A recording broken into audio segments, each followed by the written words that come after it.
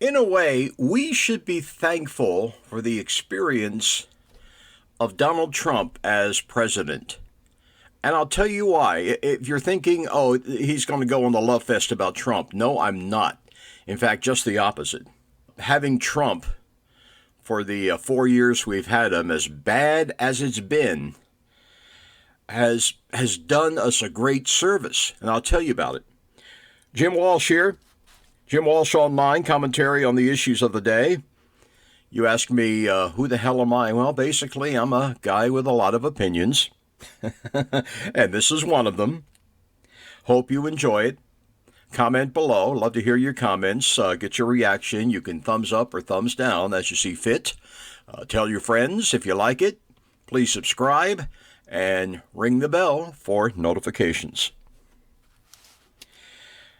The day is coming, hopefully very soon, when we may actually be thankful for the experience that has been Donald John Trump in the White House.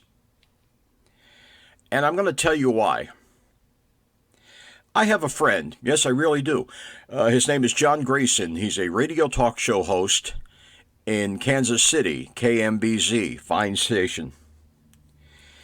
John is not like most talk show hosts. He is not a blind supporter of the president, the current administration. He is not what I call a conserva clone. He's not one of these guys who has made it the whole goal of his career to sound like Rush as much as humanly possible. No, John speaks his mind, and he's real.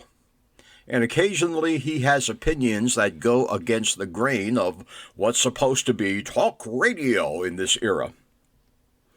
Well, John, and I thank him in advance here, I'm going to take the liberty of quoting something he said the other day in social media, himself and Jamie, who is his partner on the air.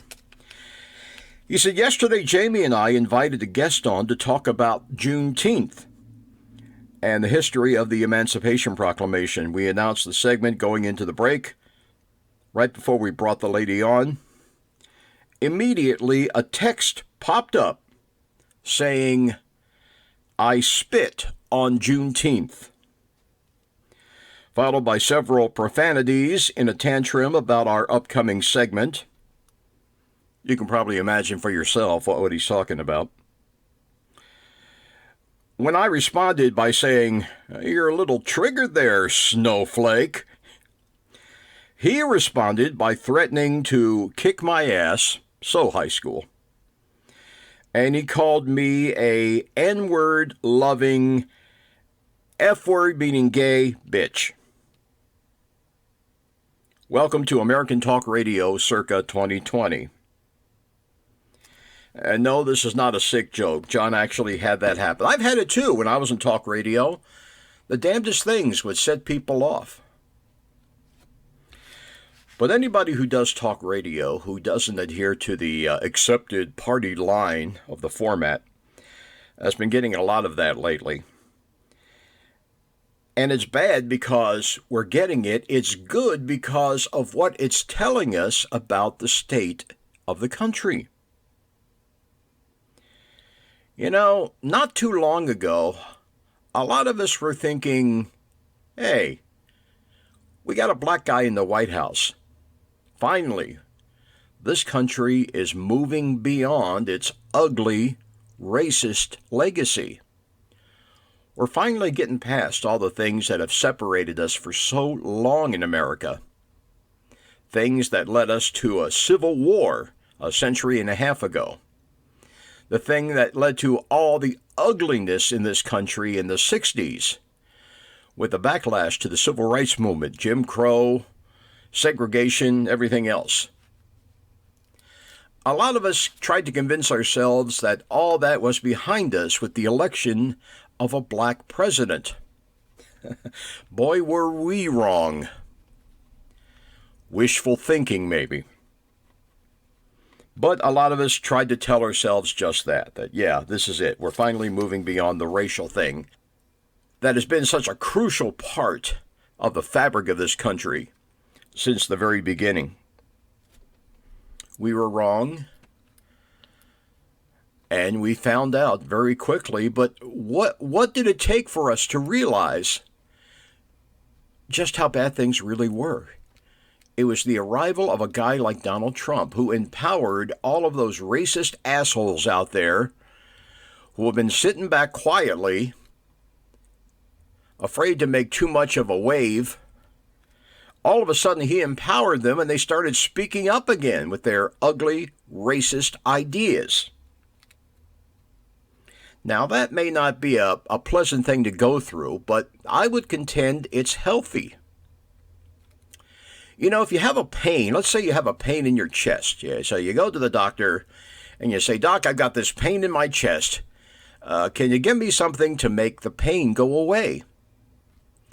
Now, at this point, the doctor, if he has a lick of sense, he'll say something like, oh, wait a minute.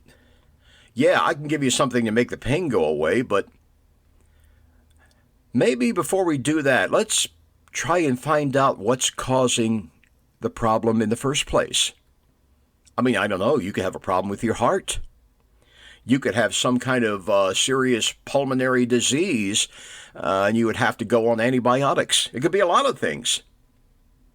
But the thing we don't want to do here, if you've got a pain, if you've got discomfort, is ignore it and gloss it over, with pain relievers, Tylenol or whatever.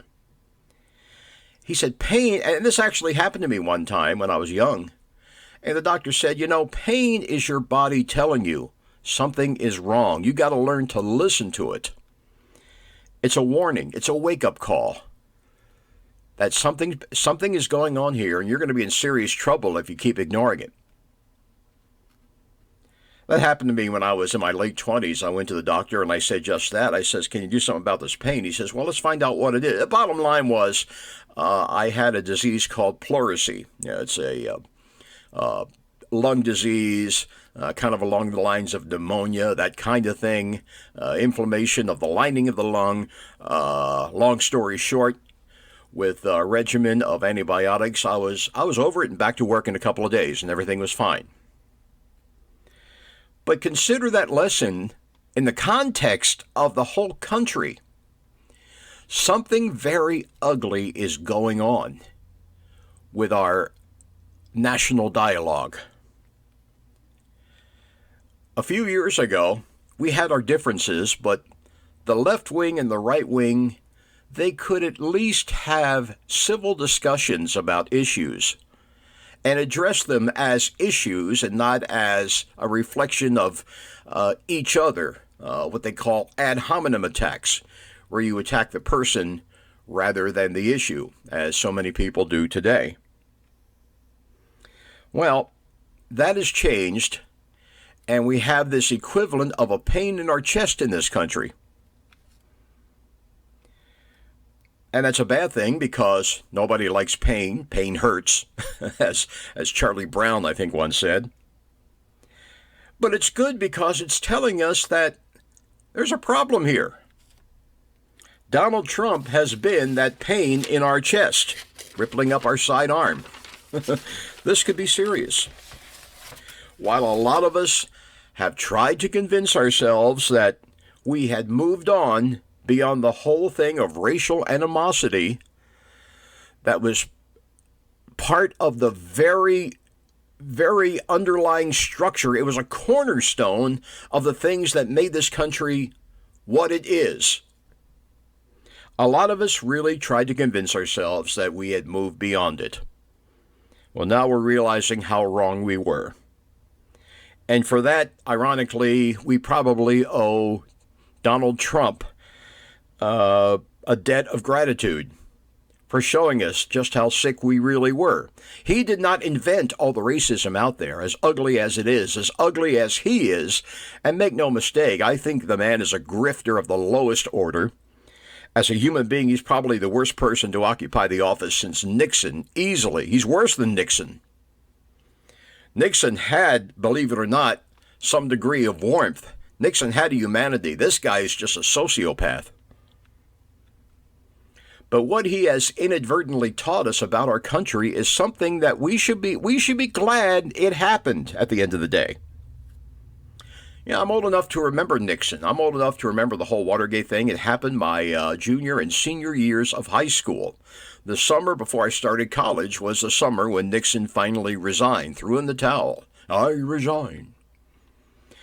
And Hunter Thompson, the great gonzo journalist, who was kind of like a gadfly to the administration, he wrote something very telling, very wise, I thought, about the Nixon legacy. He said, we should be thankful for the experience that was Richard Nixon because he has taught this country a very powerful and important lesson. A lesson that we learned very early on in the history of this country, but we conveniently forgot over the years. The lesson is to question authority, to not take our leaders at their word, to not just fall back on the okie doke and automatically assume that everything is just dandy with the world. To not just assume that if our leaders tell us there's a war going and you have to do your patriotic duty, then we should automatically just fall in line and assume that they have our best interest at heart. People have gotten cynical, but cynical is a healthy thing when you're talking about the government. Blind faith in your leadership is never good. And that brings us to the bigger issue here. Donald Trump, like Nixon before us, has taught us a lesson that apparently we need to relearn every few decades in this country. The lesson of the value, the importance of questioning authority. And also to acknowledge the things that are still terribly, terribly wrong with our beloved country. And the real question is how well we will heed the wake-up call. Your comments, as always, welcomed and appreciated.